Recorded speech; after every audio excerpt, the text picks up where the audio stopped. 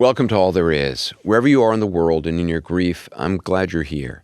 My guest today is a politician, but we aren't talking politics. Gavin Newsom is the governor of California. In 2002, his mom Tessa left him a voicemail. "Gavin, if you want to see me," she said, "you should probably do so before Thursday because that's going to be my last day on earth." She'd been battling breast cancer for 4 years and had decided to die by doctor-assisted suicide, which was illegal in California. Newsom was by his mom's bedside when she died. He's written a book about his life called Young Man in a Hurry, a memoir of discovery. I spoke to him last week.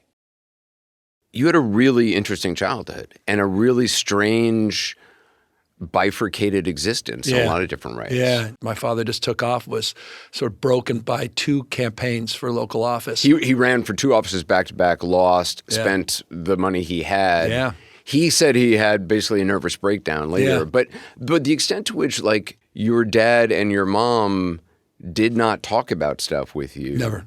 And I didn't even know why they got divorced. I never knew that story about my dad until I discovered some audio recordings that were done that my dad did near the end of his life with other family members. And I listened to them, and I'm like, this explains everything. Not only does it explain the thing they never talked about, mom and dad never talked about the reason they divorced, but also explain why my mom was so aggressively insistent that I not get into politics. And she never expressed why. She just constantly pushed me away from politics. And to understand then the origin story of their breakup and the fact that my mom had to become an adult very quickly with 2 young kids. She came from no wealth, no money, just hustled to make ends meet. My father was distant in every way, financially and otherwise. It explains so much of why I have doubts, anxieties, fear, resentment, anger, and it's allowed me just to let it go and now to understand more deeply and, and frankly apologize for many of those emotions and those aspersions that frankly I cast against them when I was growing up. There's a couple of parallels that I found really interesting. I grew up not talking about anything. Yeah. I also had dyslexia. I'm not sure what my diagnosis was. I used to go see a doctor. It was spotted early, unlike with you, and I was told about it, unlike with you, But I don't think mine was as bad as you. Now, there's a kid in the back of the classroom, literally soaking hands, still happens a lot, sweaty under the armpits, heart pounding, shy beyond words, and felt like I was dumb and actually knew I was dumb because I just wasn't smarter than anyone else, spelling bees, the whole thing. There's a moment when your mom is trying to help you read and struggling with it, can't really do it. She closes the book and she says to you, "It's okay to be average, Gavin." Yeah, the worst words I'll tell you, if I look at my life, that may have been the most piercing thing. I resented her for years and years. For that long. Yeah. You don't want to say that to your kid. And I struggle with that, and I kid you not, only through the process of writing this book did I forgive her. Because now as a parent myself with 4 young kids struggling and just like I get the exhaustion and it's what she was saying, and I really believe she was saying, it's just be yourself. You don't have to be someone else. It's okay. Let it go. And I didn't. And it was a chip on my shoulder. And I don't think it's there like it was before. And, look, I don't want to overstate. I don't want to paint an overly negative picture. But she had secrets. She had all these struggles. She never revealed them. I lacked the curiosity to really push her on it. I didn't want to engage. When she was a kid, her father, my grandfather, was drunk, which was a daily occurrence, and had a gun and put the 2 girls, my mom and her twin, up against the mantle of the fireplace and said he was going to kill them, put a gun right to their head. Until my grandmother, Jean, came in and calmly put him down, and then he passed out. She never told me that. I learned about that. I didn't know about my grandfather's suicide. I didn't know what shaped his drinking. I didn't know what shaped his suicide. He had been a prisoner of war, the Japanese, Yeah. during World War II. He ended up shooting himself in his bed. Yeah, and how that must have shaped my mom. And we never talked about that. The first few years of her life, she was so traumatized in that house. It was a house of horrors, they described it, and later learned. And she didn't even talk for years, quite literally didn't talk. And your mom and her identical Annie. twin had their own kind of language. And it was sort of this gibberish. She would speak to Annie, and Annie would be the one to sort of translate her to the real world. See, all those things I wish I knew, because then I would have known my mom. And then I would have known myself better. She, like her father, like a lot of members of the family, I mean, the sadness for her was she would get home and open that jug of Safeway white wine. So she drank too. Yeah, and she drank, but in a different way. It was almost medicinal. It was just to zone out, and she'd wake up at 4:35 in the morning, 7 days a week was at work. I mean, when people talk about 3 jobs, that 3 jobs are quite literally the jobs on the weekend, not She just was the working 2 as like jobs. a waitress one day at other jobs. Ramona's restaurant, part-time bookkeeper. She worked for Aid to Adoption of Special Kids, the DeBolt family, intellectual and physical disabilities. You wrote in the book, you said, I was trying to solve the riddle of my identity, the question put there by my learning disability and the vastly different worlds that she and my father had presented to me. As I grew up trying to grasp which of these worlds, if either suited me best, she had worried about the persona I was constructing to cover up what she considered a crack at my core. If my remaking was skim plaster, she feared it would crumble. It would not hold me into adulthood. What was the crack at your core? Well, I just, this young man in a hurry. I was just seeking something, validation, external affirmation. I was just hustling. And I didn't take time to pause. I didn't take time to gauge, reflect. And my mother, advanced breast cancer, that had gone into remission the first time, and it came back, and I frankly took it for granted because I'm like, oh, she'll be okay. You wrote in the book, you said, my way of dealing with her illness was to spend even more hours at work. Yeah, that's what I was doing. You ran from it. Yeah, of course I ran from it. I was just totally fully absorbed by myself. I'm running a few businesses. I'd opened a wine store out of college, a restaurant, was involved in some other businesses. It was on the county board of supervisors. And, you know, I'm so blessed to have an amazing and rock star sister, and she absorbed the emotional side of all of it. And so I felt like, okay, that's being taken care of. My sister's got this. And so I'm just going to try to take care of what I can take care of. Just go, just grind. I was very distant from her. And she leaves me a voicemail, and she says, hello, it's your mom. Next week, if you're interested, I will be my last day of life. And if you want, you should stop by. And I remember calling my sister right away and say, what the hell's going on? She's like, what the hell's wrong with you? Why haven't you been paying attention?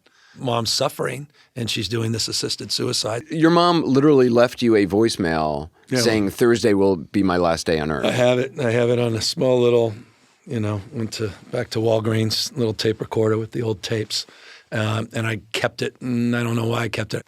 I mean, it was such a sad and pathetic thing that she felt she needed to do that, to leave me a voicemail, because otherwise I wasn't going to return her call or wasn't around, and sort of the finality of it. And again, you talk about psychology and pattern interrupts. That was her just scratching the record player. Get out of your routine, man. Pay attention to me. Wake up. Grow up. So that was kind of the plaster. I put a mask on, and my face was growing into it. I was becoming someone that I'm not, someone I didn't necessarily like, someone that was unworthy of being her son. And I started to spend a little more time with her, and I didn't realize the pain she was in, just the physical, excruciating pain she was in. And, try to boil a hard-boiled egg, she couldn't eat, and it was just canker sores in her throat and the cancer treatments, and the body had significantly deteriorated. And so it made me deeply understand, and boy, I'll tell you, deeply revere the doctor who was willing to do this. It was illegal at the time. That last few hours, friends and family came over in her apartment. I came a little late. They had all said their goodbyes. She's in her bedroom preparing for the assisted suicide.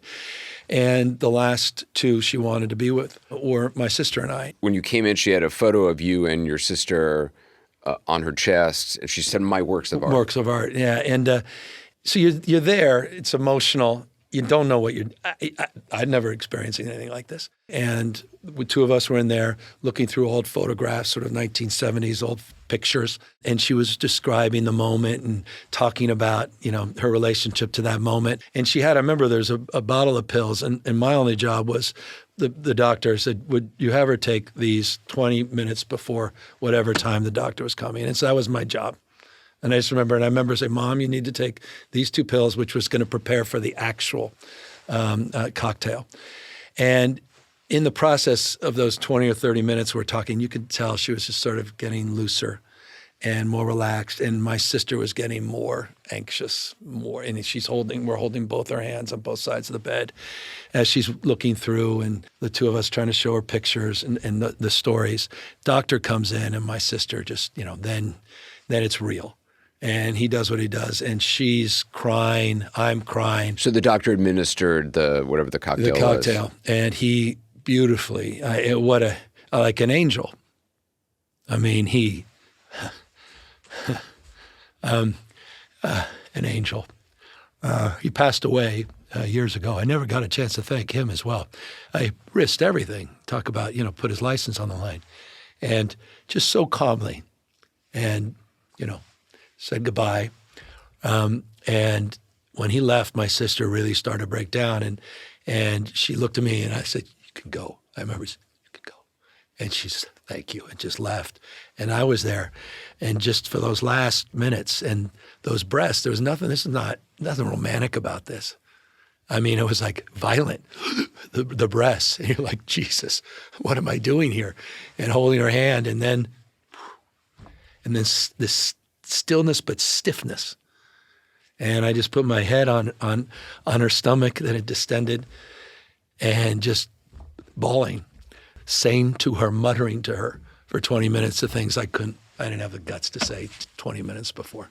Feeling like, it was like talk about the mask, like, grow up, man. It was just that moment. And, I had a resentment for years about that too. Resentment that she asked you to be there.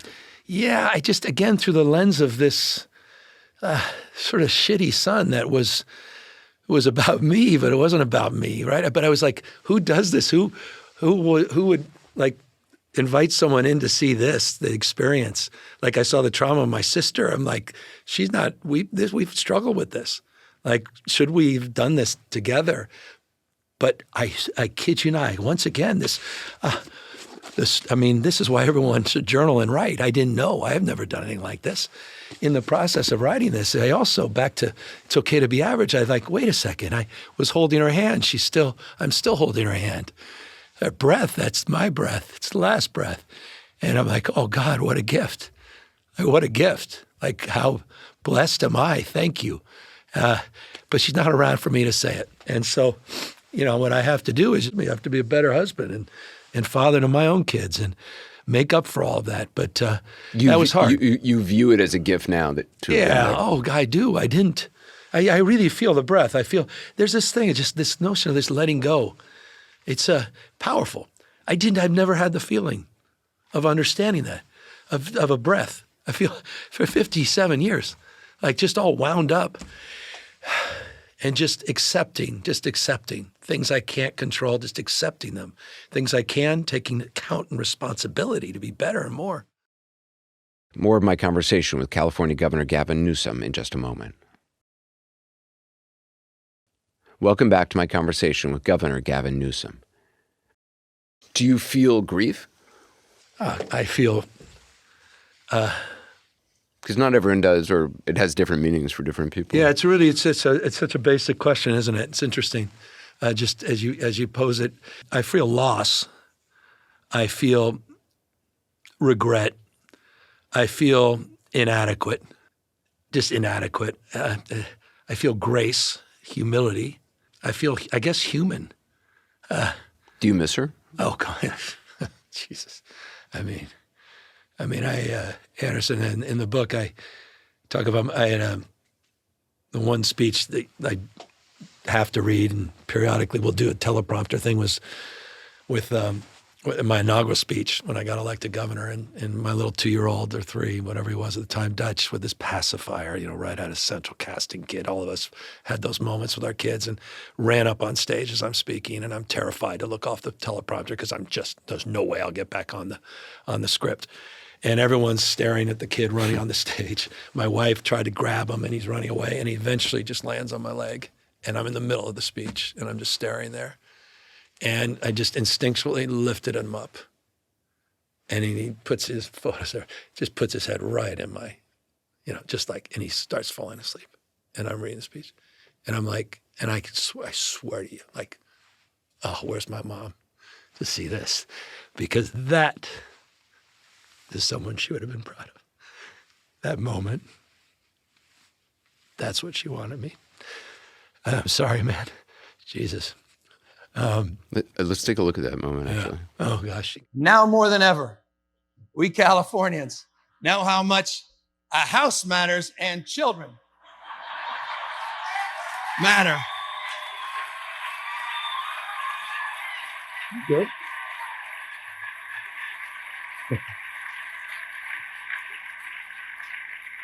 No.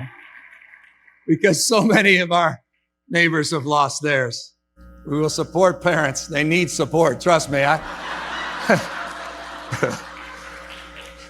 So that they can give their kids the love and care that they need.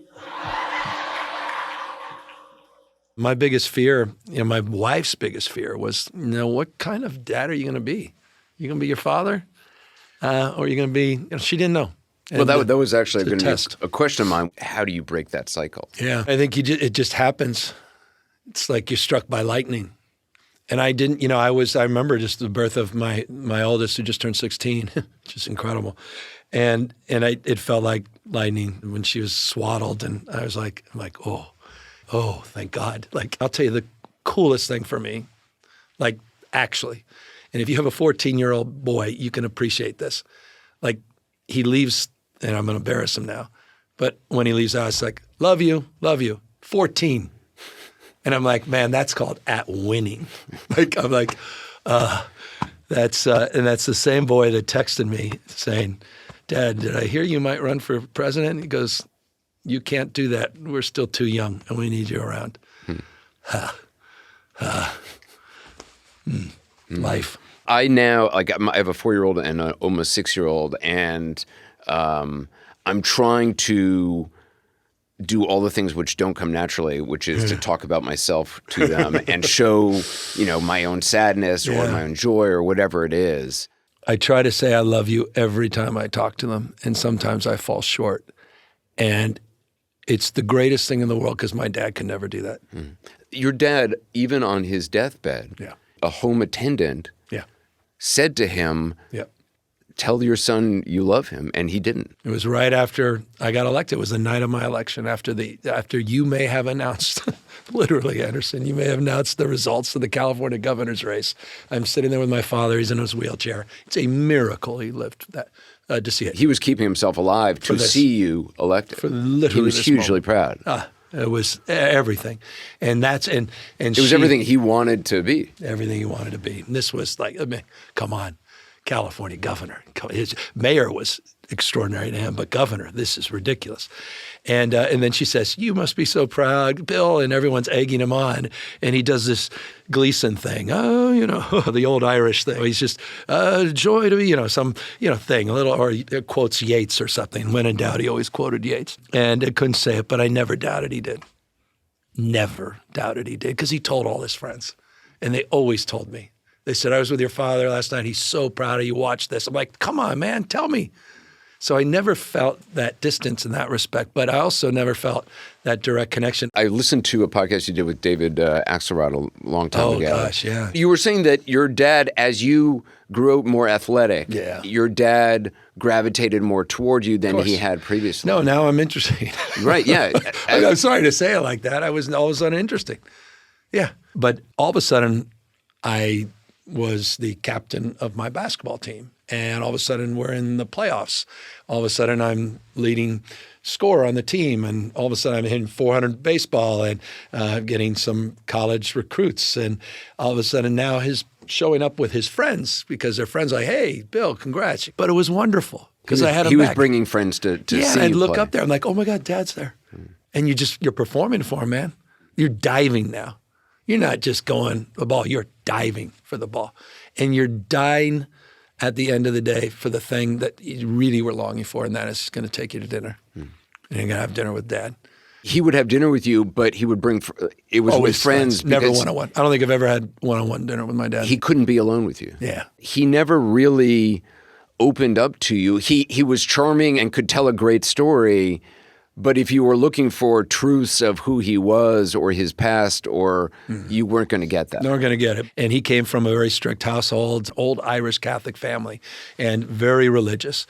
And so certain things were just not discussed at all. And he certainly passed that down. But boy, was he a great storyteller. What a wonderful friend, and what an extraordinary father he became. And he's my sense of idealism. He's the spirit. He's the pride I have in public service. And you combine that with my mom's grit and hard work and dedication. This blend. And but yeah, he became such an extraordinary example to me. But again, he didn't raise us. Did you have anybody who you confided in when you were a kid? You couldn't really talk to your dad, couldn't really talk to your mom. No, I developed a very strong internal conversation in my head and a voice in my head, which may be a psychopath, I'm not sure, but is an unreliable narrator at best. But yeah, I didn't really have anybody I ever talked to. No, I was. I did the same thing on the basketball court in the backyard for hours and hours and hours and hours and hours, playing baseball, just throwing the ball against the hard wall, and then throwing the ball in the air, and it's the bottom of the ninth, and I'm on center field. Just those narratives that would shape, and then candidly try and be like Remington Steele and Pierce Brosnan. And literally furrowed bow, that which I wish I would get rid of now, that I think I started creating when I was in high school. And literally just looking around and trying to see who I could become, who can I absorb. And Pierce Brosnan, that was Remington Steele was the model. Come on. See, for me, it was T.E. Lawrence or Colonel Kurtz. So, sorry, yours buddy. is better. Sorry, much better, Yeah. much better. Mine's been more enduring as well. Mine were like psychopaths. Psychopaths. But I think, and you may have discovered this with your learning differences, you tend to overcompensate in other ways. And one of the overcompensations is the gift. It's the superpower. And that is the ability to absorb and read the room. You recognize that pain in other people. And you're more sensitive to that, and you can absorb that. And I just look. I think that's at the end of the day, that's a hell of a lot healthier than those that have no shame, no empathy, or those that assert that empathy is somehow destroying Western civilization, as one infamous individual has done. It's not about aggression. It's about empathy, caring, and collaboration. And that's what strength looks like. And I found that strength in my parents, and I did. For all their imperfections, for my imperfections, those are the gifts they gave me. Gavin Newsom, thank you so much. It's great to be with you. Gavin Newsom's book, Young Man in a Hurry, a Memoir of Discovery, is out now. This week, we're bringing you an extra podcast episode. This Thursday, you can hear my conversation with Robert Irwin. His dad, Steve Irwin, who was a conservationist and TV star, best known as the Crocodile Hunter, was killed when Robert was just 2 years old. Steve was shooting a documentary underwater when he was killed by a stingray. Robert Irwin has followed in his dad's footsteps as a conservationist. You may also know him from Dancing with the Stars. I'm a very sentimental person, and my dad was he was kind of like Indiana Jones, right? When you walked into his office, it was like a museum. I mean, he's got Maasai spears on the wall, and he's got swords from blood. It's exactly what you would imagine his office to be. Literally, his office was like Indiana Jones. And I remember I would often, just walk in, and everything was left pristine, exactly the same, right? Nothing was touched. And sometimes I would just walk in, and I felt like I was in sacred ground. Don't touch anything, don't breathe on anything. And I would kind of just look, just on my own to just sort of get, feel him again. And then one day I went, you know what? I don't think he's gonna mind. So I started taking stuff. I went in, and there's all of his shirts on a rack that he used to wear, all his khaki shirts. I looked at that and I went, I wonder if that fits me. So I popped it in the wash, I put it on, and I'm like, yep, that fits. And I'm like, great, I'm gonna start wearing his shirts. He had a watch on the table that was sitting there, always told the same time. And I went, I'm gonna get that thing working again. And got it working and started wearing it. And now it's like this really powerful thing. It's almost like that was this stepping off point to be he's this almost untouchable part of my life that is held stale in time. But then I kind of went, no, I can I can embrace that. I can bring that into my world. So that was kind of really, I love powerful. that. That's to really me. awesome. It was, Yeah, and then understand that. Do you know what I mean? Yeah, and I it found also his- gives new life to these Yeah. things which become, draped in memory and maybe Yeah. sadness and are frozen in time, as you say, and it brings them alive again. Brings and them it brings alive him again. alive in a way. It's a great conversation, and it'll be available Thursday, March 5th at 9 p.m. Eastern. You can watch it on cnn.com/alltheriz, YouTube, Spotify, Apple, or wherever you get your podcasts.